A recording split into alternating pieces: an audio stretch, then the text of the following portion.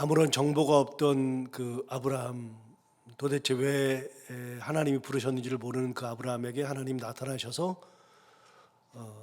너는 너의 고향, 친척, 아버지의 집을 떠나가라 말씀하셨고, 가는 곳은 내가 내게 보여줄 땅이라고 말씀하셨죠.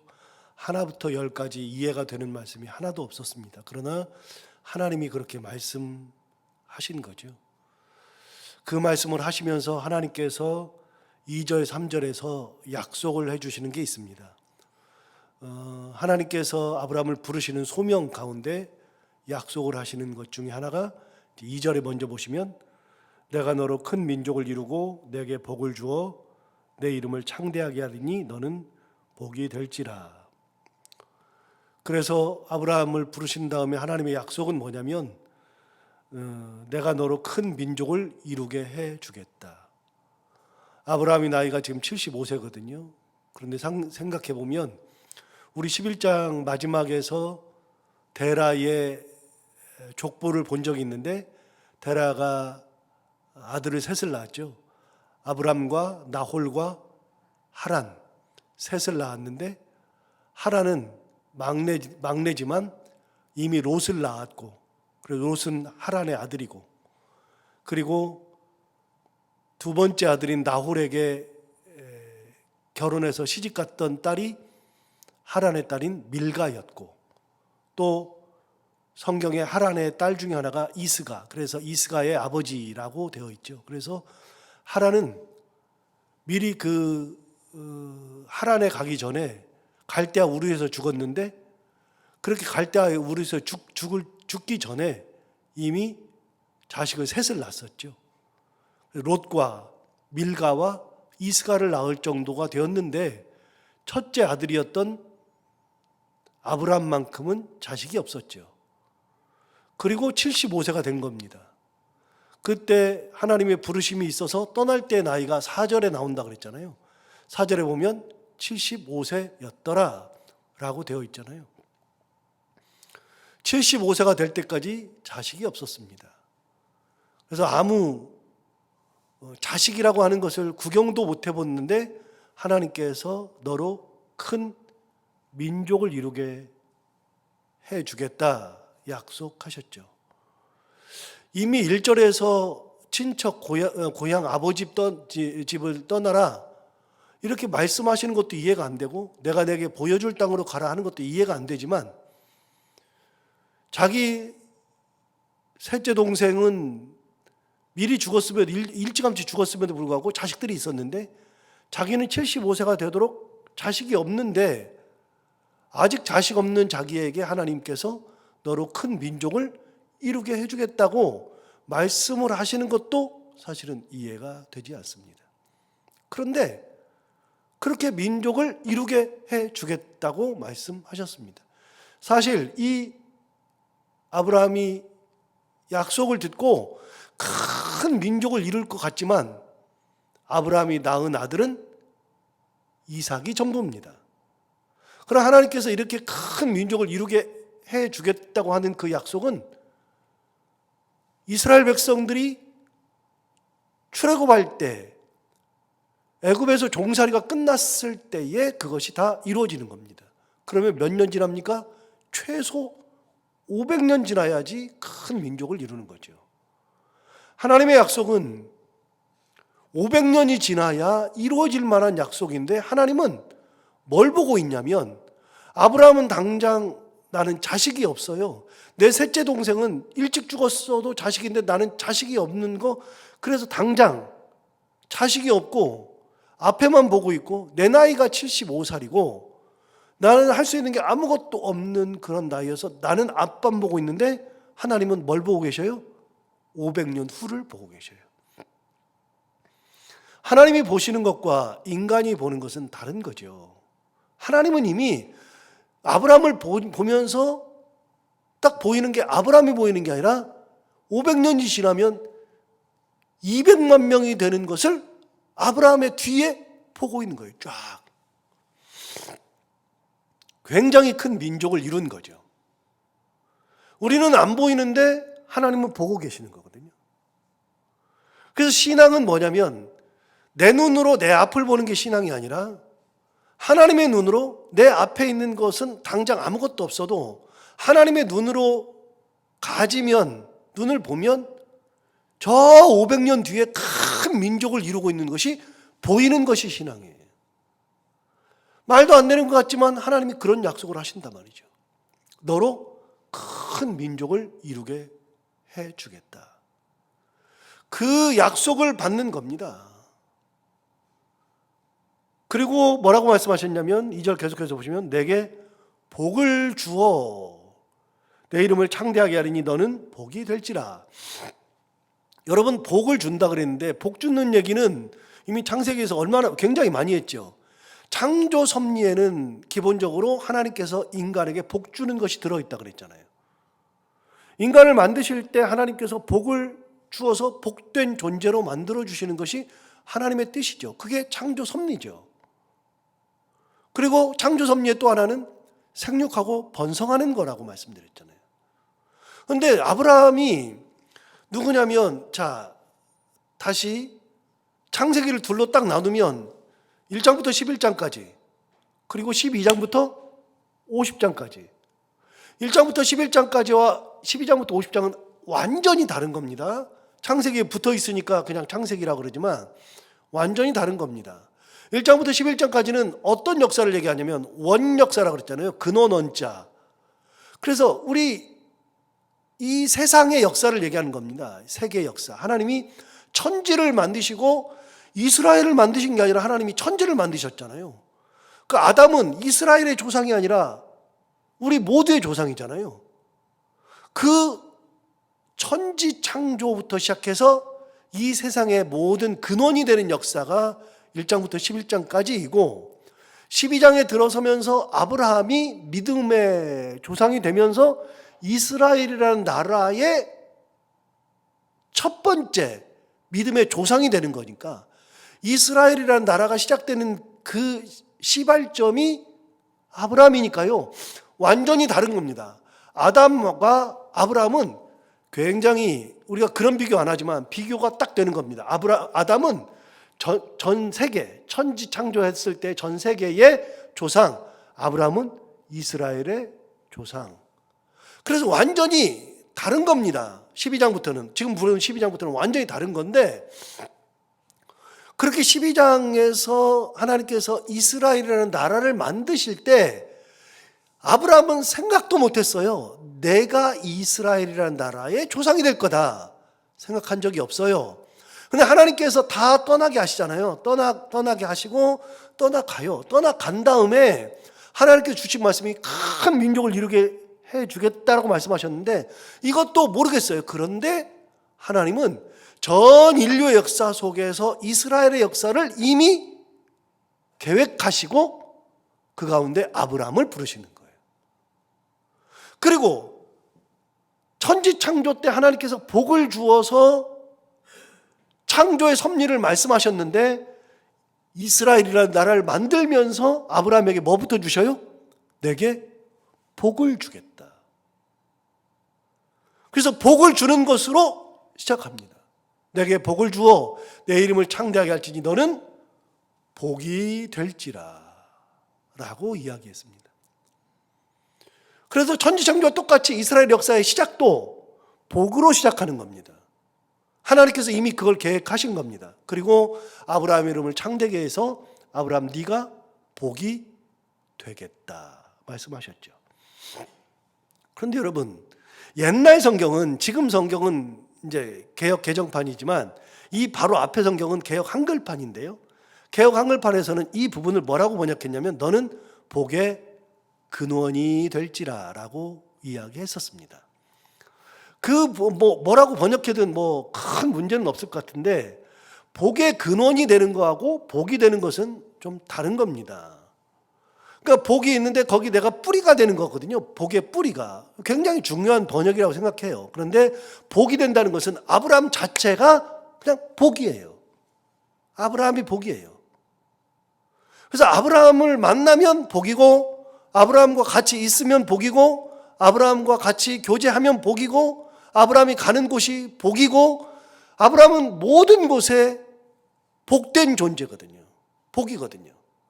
그래서 하나님께서 아브라함을 복을 만들어 주겠다. 너는 복이 될지라 라고 이야기하였는데 2절에서 또 이야기한 것은 너의 이름을 창대하게 해주겠다. 아브라함은요, 그런 것을 생각해 본 겨를이 없어요. 단 한 번도 내 이름이 창대하게 될 거라는 생각을 해본 적이 없어요. 그런데 하나님께서 너의 이름을 창대하게 해주겠다고 말씀하셨는데, 창대하게 하겠다고 말씀하신 것이 언제 이루어져요? 이스라엘 백성들이 나중에 민족을 만들고 우리의 조상이 아브라함이라고 하는 순간부터 아브라함의 이름이 창대해지는 거예요. 항상 부르죠. 지금도 부르죠. 우리는 아브라함. 하나님의 약속은요, 500년이 지나도 이루어지는 게 하나님의 약속이죠. 하나님은 500년 후를 보셨으니까요. 실제로 여러분, 이사야가 예수 그리스도에 대해서 예언을 했는데, 이사야는 BC 8세기, 7세기 선지자입니다. 그럼 예수님이 오신 것을 영년이라고 보면, 예수님이 오시는 것을, 메시아를 예언한 게 이사야인데, 이사야가 예언한 것이 BC 7세기, 8세기 선지자인데, 이 양반이 활동하던 시기가 BC 700년 어간이에요. 그럼 700년 어간이면 예수님이 오시기 전에 700년 전 얘기예요. 그럼 예수님이 오시기 전에 700년 전 얘기를 이사야는 하고 있단 말이죠. 하나님은 이사야의 입을 통해서 예수님 오시는 것을 700년 전부터 말씀하신 분이 하나님이에요. 하나님은 어제 오늘을 보고 계시는 게 아니고 바로 당장 눈앞을 보고 계시는 게 아니라, 하나님은 먼 미래에 아브라함을 딱 보는데, 우리는 아브라함을 딱 봐요. 아브라함이 아이고 75세나 됐네, 아이고 떠나는데 저거 어떡하나, 그런 생각하고 아브라함을 보지만, 하나님은 그 아브라함이 75세인 걸 보는 게 아니라, 지금 막 짐 싸들고 떠나는 걸 보는 게 아니라, 하나님은 아브라함을 딱 보는 순간에 500년 후에 내가 너로 큰 민족을 이루게 해주겠다고 하는 그 500년 후를 쫙 보는 거예요. 보이는 거죠. 우리가 이렇게 사람들을 보면 미래가 보이는 사람들이 있잖아요. 미래가 딱 보이잖아요. 쟤는 저렇게 가니까 하나님의 은혜 가운데 이렇게 가겠다고 미래가 보이잖아요. 그래서 우리가 아이를 보지만 아이의 미래를 쳐다볼 눈이 있잖아요. 하나님은 광대하시죠. 그래서 부르시면서 이미 그거를 계획하시고 부르시는 거예요. 자식도 없는데, 그리고 자식 낳아야 꼴랑 1명, 자기 죽으면서 꼴랑 1명 낳는데, 그 1명이 그렇게 될 거라고 누가 상상이나 하겠어요. 그런데 하나님은 이미 이렇게 말씀하시죠. 자, 3절을 또 볼까요? 3절을 보시면 이렇게 말씀하셨습니다. 너를 축복하는 자에게는 내가 복을 내리고 너를 저주하는 자에게는 내가 저주하리니. 그래서 여기까지만 보면, 제가 항상 말씀드리지만 이 축복과 복의 복을 이야기하는 근거가 이 3절에 있어요. 물론 성경을 보면 이게 다 나오는데, 축복과 복이 다르다 그랬잖아요. 축복은 인간이 하는 거라 그랬잖아요. 복은 하나님이 주시는 거라잖아요. 그래서 하나님은 축복을 하지 않아요. 그래서 빌축자를 쓰지 않아요. 이게 축복이라는 건 빌어주는 거니까요. 그래서 하나님이 우리를 축복하셨습니다, 말이 안 되는 얘기라 그랬잖아요. 하나님이 우리에게 복을 내려주셨습니다, 이렇게 돼야죠. 하나님 우리에게 복 주옵소서 이렇게 해야지, 하나님 우리를 축복하여 주옵소서. 하나님이 사람도 아니고 그거 잘못된 거잖아요. 이제 그거는 몇 번 말했으니까 그냥 넘어가기로 하고, 3절을 다시 보시면 가만히 보세요. 너를 축복하는 자에게는, 그러잖아요. 인간이 인간을 축복하는 거죠. 그래서 저도 여러분들을 축복하지, 제가 여러분에게 복 주지 못해요. 저는 복을 가지고 있는 존재가 아니니까 저는 복을 빌어줄 뿐이죠. 그래서 너를 축복하는 자에게는, 그 다음 뭐라 그랬어요? 내가 복을 내린다 그랬죠. 너를 축복하는 자에게 내가 축복한다가 아니라, 너를 축복하는 자에게는 내가 복을 내린다. 두 번째, 너를 저주하는 자에게는 내가 뭐 한다고요? 저주한다. 무슨 말이에요? 아브라함에게 하시는 말씀이 이거, 너를 축복하면 내가 그 사람에게 복 준다. 너를 저주하는 사람은 내가 저주한다. 무슨 말이에요? 너는 가만히 있어라. 네가 뭐 할 게 없다. 너를 축복하는 사람이 있으면 너 가만히 있어도 내가 너를 축복하는 사람에게 복을 줄게. 네가 뭘 주려고 하지 마. 너 가만히 있어도 돼. 너 저주하는 사람 있으면 네가 저주한다 그래가지고 싸우지 마. 그거 가지고서 뭐 열받지 마. 그거 가지고서 뭐 힘들어하지 마. 괜찮아. 너를 저주하는 사람이 있어도 너 가만히 있어. 내가 저주해버릴 거야. 무슨 말이에요? 아브라함이 뭘 특별히 안 해도 괜찮대. 특별히 뭘 하지 않아도 하나님의 은혜를 입은 사람들은 여기서 우리가 가지게 되는 신앙이 하나 있죠. 여러분, 우리가 아브라함과 같은 신앙을 가지면 내가 가는 길에서 누가 나를 저주하고 누가 나를 힘들게 하고 그래도 하나님께서 내 대신 저주하셔요. 내 대신 복을 내려주고. 저는 이거를 진짜로 믿는데요. 하나님의 그 말씀은 살아있고 운동력이 있어서 이대로 돼요. 제가 많이 봤으니까요. 저한테 일어난 일을 말씀드리는 거예요. 누구한테 일어난 일을 가지고서 얘기하는 게 아니라 저한테 일어난 일 중에 저를 저주하고 비난하고 힐난했던, 저는 물론 완전히 깨끗하지 않으니까요. 제가 깨끗한 사람이겠어요. 그렇지만 하나님을 사랑하고 거짓이 없게 살려고 노력하고 믿음으로 살려고 노력하는데 그런 일이 있었을 때 내가 억울하고 힘들었을 때 하나님께서 그 사람을 결국은 그런 사람으로 만들어요. 함부로 저주하면 안 돼요. 예수 믿는 사람들을 함부로 저주할 필요가 없어요. 우리는 하나님의 은혜로, 우리는 복된 존재라는 것을 생각하고 하나님의 은혜로 산다는 걸 생각하고 하나님의 은혜 가운데 그냥 살면 되는 거지, 그냥 남을 갖다가 이렇게 하고 그렇게 할 필요가 전혀 없어요. 힘을 빼고 살면 돼요. 이게 신앙생활이에요. 신앙생활은 좀 편하게 은혜로, 기쁨으로, 감사로, 안 되는 것이 있어도 하나님 바라보면서 이렇게 하는 것이 신앙생활이지, 어깨에 힘 잔뜩 들어가가지고 몸에 힘이 잔뜩 들어가가지고 막 그런 게 신앙생활이 아니에요. 전혀. 여기 얘기잖아요. 너 길거리 가다가 너 만나는 사람들이 진짜 많을 텐데 너 좋게 봐가지고 축복하는 사람이 있을 거야. 야, 내가 이분들한테 어떻게 해주나? 가만히 있어. 괜찮아. 내가 복 내려줄게. 너 가만히 있어. 돼. 길을 가다가 누군가 나를 막 험담하고 나를 저주하고 그래. 이 사람 이게 왜 이래? 그러면서 어떻게 하면 이거 화가 나가지고 죽을. 너 그냥 괜찮아. 가만히 있어봐. 조금만 기다려봐. 내가 저주할 거야. 여러분, 하나님이 저주하신 곳에는 풀 한 폭이 나지 않는 거예요. 말라버리는 거예요. 아무것도 없어요. 이게 하나님의 약속이에요. 하나님의 약속. 두 가지. 첫 번째는 2절, 두 번째는 3절.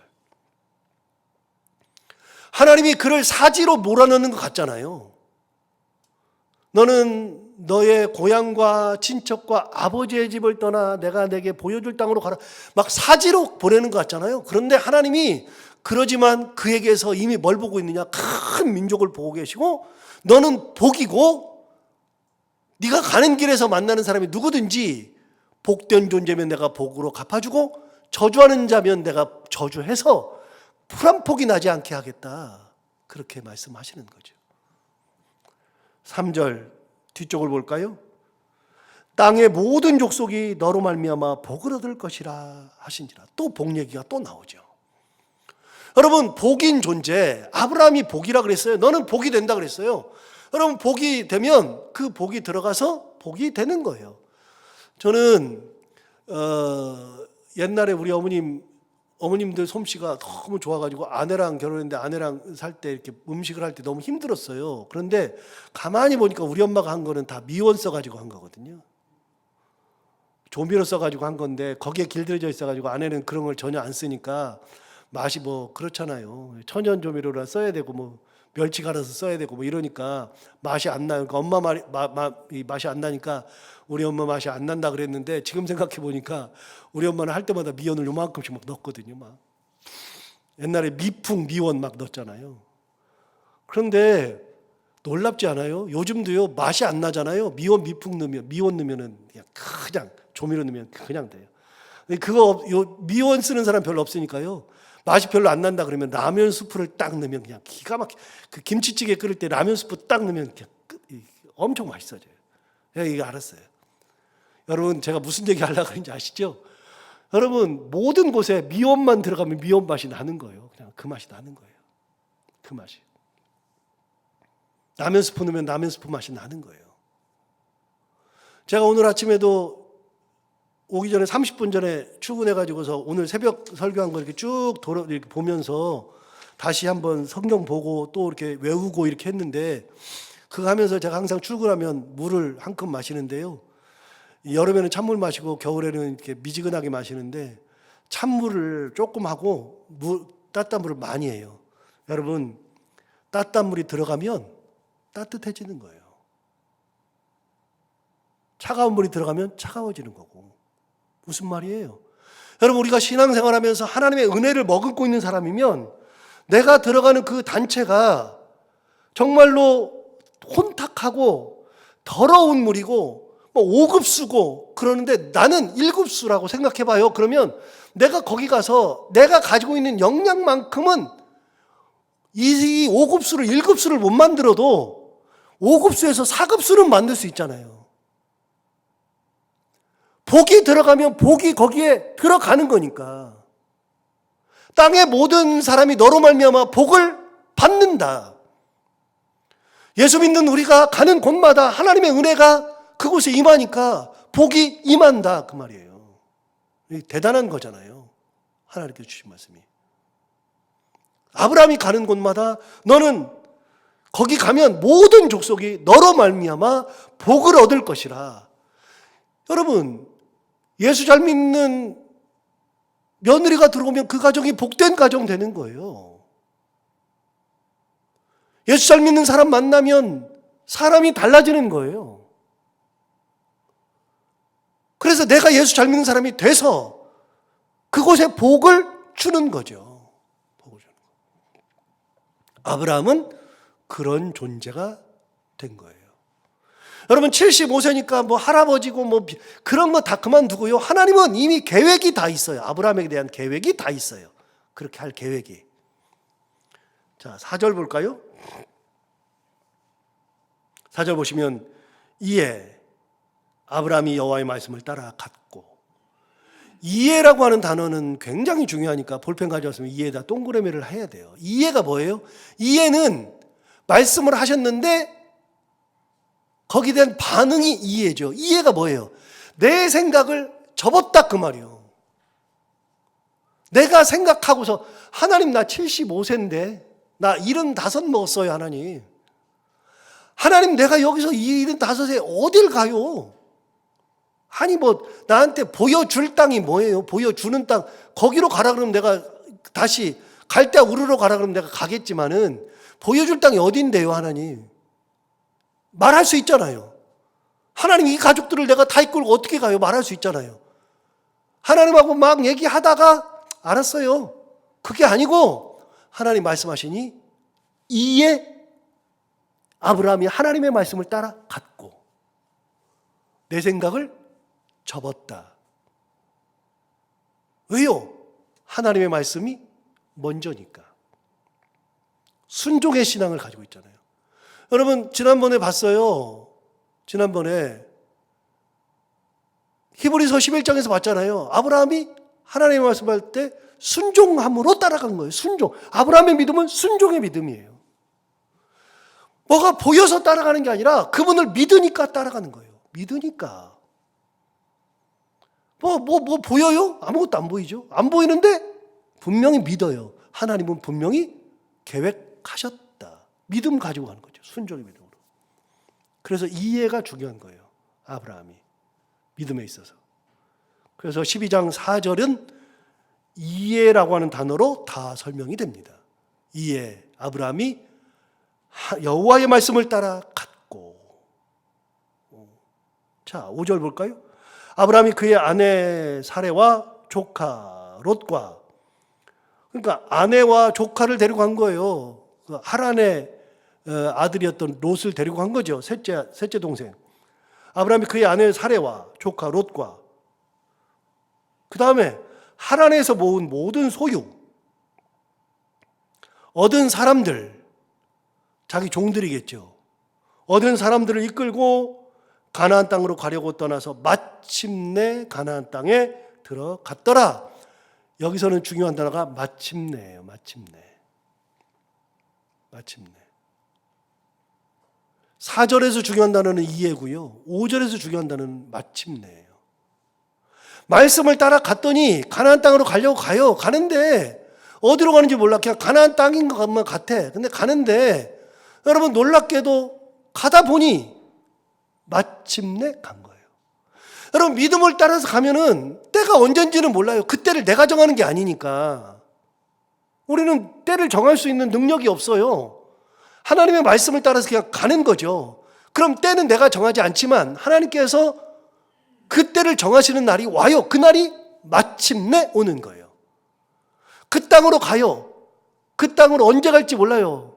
그런데 마침내 그 땅에 들어가요. 말씀을 따라서 가면.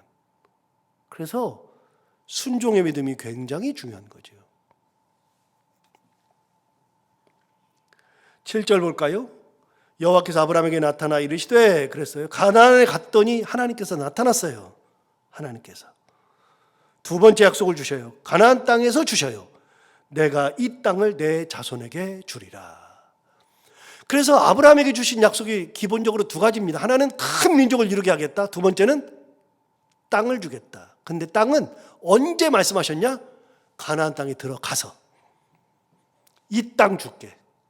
이 땅을 줄게. 가기 전에 네가 가는 땅 내가 줄게라고 하지 않고 그 땅에 도착해서 딱 도착해서 나타나셔서 아브라함에게 이 땅을 내 자손에게 주리라. 그 땅을 보여주면서 이 땅이야. 내가 줄 땅이 이 땅이야. 그렇게 약속하셨죠. 7절 하반절 자기에게 나타난 여호와께 그가 그곳에서 제단을 쌓았다. 아브라함이 하나님 이 땅이야 하시는 순간에 하나님 앞에 제단을 쌓았죠. 이게 아브라함의 믿음이죠. 8절도 볼까요? 거기서 베델 동쪽 산으로 옮겨 장막을 치니 서쪽은 베델이요 동쪽은 아이라. 장막을 옮겼어요. 그가 그곳에서 여호와의 제단을 쌓고 여호와 이름을 불렀다. 제단을 또 쌓았죠. 움직이는 곳마다 그는 제단을 쌓고 하나님의 이름을 불렀습니다. 여러분 하나님의 이름을 부른다는 게 무슨 뜻이라고 그랬죠? 지난번에 얘기했는데 이거 에노스 시대에 이제 하나님의 이름을 불렀잖아요. 에노스 시대에 그 이제 가인, 셋, 에노스 이제 그 시대에 하나님의 여호와 이름을 불렀는데 여호와 이름을 불렀다는 게 뭐예요? 그 동안에는 여호와 이름을 못 불러요. 아담은 하나님의 이름을 부를 수가 없어요. 죄인이기 때문에. 그래서 너무나도 힘들어요. 하나님 가서 말하기도 그래요. 그런데 여호와 이름을 불렀다는 것은 하나님과 사이가 좋아졌다 그 말이에요. 좋아졌다. 여러분 같이 있는 사람도요 이름 안 불러요. 싸우면 얼굴도 안 볼 뿐만 아니라 무슨 이름을 불러요. 집사님 이렇게 그냥 사무적으로는 불러도 이름 부르고 그렇게 안 돼요. 언제 돼요? 사이 좋을 때 그렇게 돼요. 아브라함이 가나안에 도착했을 때 하나님 앞에 제단을 쌓고 가장 하나님과 사이가 좋을 때 하나님의 이름을 부르더라. 이게 아브라함을 향한 하나님의 뜻과 순종한 자에게 주는 하나님의 복이죠. 자, 이렇게 말하면 안 돼요. 이게 순종하는 자에게 주신 하나님의 축복이다. 이러면 안 되는 거예요. 하나님의 복이죠. 하나님께 주시는 복. 오늘 이거 기억하고 하나님께서 나를 향한 뜻, 내 가정을 향한 하나님의 원대한 섭리, 그 하나님의 뜻을 바라보면서 말씀에 순종하고 그 말씀대로 따라갈 수 있는 믿음 가지고 살아가는 우리 모두가 다 되기를 바랍니다. 하나님 아버지 감사합니다. 오늘 귀한 말씀으로 우리를 또 깨우치셔서 감사합니다. 이 대림절의 기간에 아브라함을 불러서 하나님께서 주시는 귀한 말씀들, 하나님은 아브라함의 그 미래, 먼 미래까지도 보고 계시고 당장 아브라함을 보는 게 아니라 그 뒤에, 아브라함 뒤에 수많은 사람들이 서 있는 것을 보시는 하나님. 하나님 그 믿음을 우리도 갖게 하여 주시고 그 믿음 갖고 살게 하여 주시고 나를 향한 하나님의 뜻, 나를 향한 하나님의 원대한 계획, 그것에 마음을 두고 말씀에 순종하며 기쁨으로 말씀을 따라갈 수 있는 믿음 가지고 살아가는 저희들 다 되게 하여 주옵소서. 오늘도 하루를 살아갈 때 이 말씀을 기억하며 살게 하여 주옵시고, 오늘도 많은 성도들이 기도하기 위해서 나왔는데 기도할 때 하나님께서 그 기도를 응답해 주시기 원하며, 오늘도 해야 되는 것들 기쁨으로 잘 감당하고 만나는 분들과 함께 웃고 행복한 하루가 되게 하여 주옵소서. 예수님 이름으로 기도하옵나이다.